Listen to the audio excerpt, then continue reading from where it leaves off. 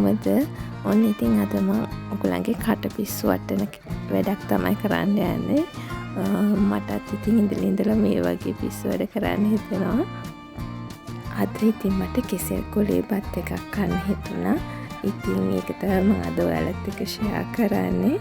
ඉතින් අද මෙනු එක තමයි බත් වලට චිකන් උයලා ගෝවා මල් මන් තෙල් දැම්මා මේ පාර පළවෙනි වතාවට නැත්නම් කිරට උයන්නේ. තෙල් දැම්මෙත් කරවල ඉස්සු ටිකක් අරගෙන ඒ දෙකම එකට දාලා තෙල් දැම්මේ. ඒක හරිම රසට ආවම පළවෙනි පාර තමයි ඒක try කරේ.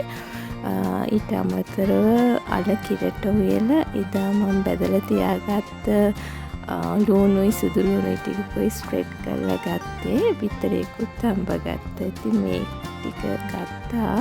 කෙහෙල් කොලේ කන්න හැබැයි රසයි මෙනු එක. මේ බෙදුවේ නම් මට නෙමෙයි. මං හිතුවා තව කාත් එක්ක හරි මේක ෂෙයා කරන්න ඕනේ කියලා. ඉතින් මේ පළවෙනි බත ඔතලා පාරට ගිය වෙලාවක කාට හරි බඩගින්න ඉන්න කෙනෙක්ට දෙන්න කියලා හිතුවා. ඉතින් මම මේක ඉතුවේ එයාලට නෙමෙයි එක්කෙනෙක්ට.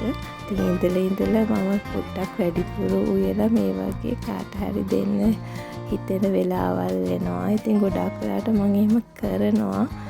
මාසෙකට සැරයක් වගේ තමයි එකත් කරන්න හම්බෙන්නේ. සතිපතා කරන්න පුළුවන් නම් මම හරි කැමතියි. හැබැයි කොහොම හරි මාසෙකට සැරයක් මම මේ වගේ වැඩිපුර බත් ටිකක් උයලා කාට හරි දෙනවා. ඉස්සර නම් කඩෙන් අරන් තමයි දෙන්නේ. ඉතින් ඊට පස්සේ උතන බත් එක තමයි අපිට ඒකත් රස කාලා ලස්සන මල් ටිකක් දැම්ම. ඔයාලට බලන්න මේක ඇත්තටම ෂෝට් එකක් විදිහට දැම්මා. ඉතින් ආයෙ දැම්මා නොබලපු කට්ටියට බලන්න.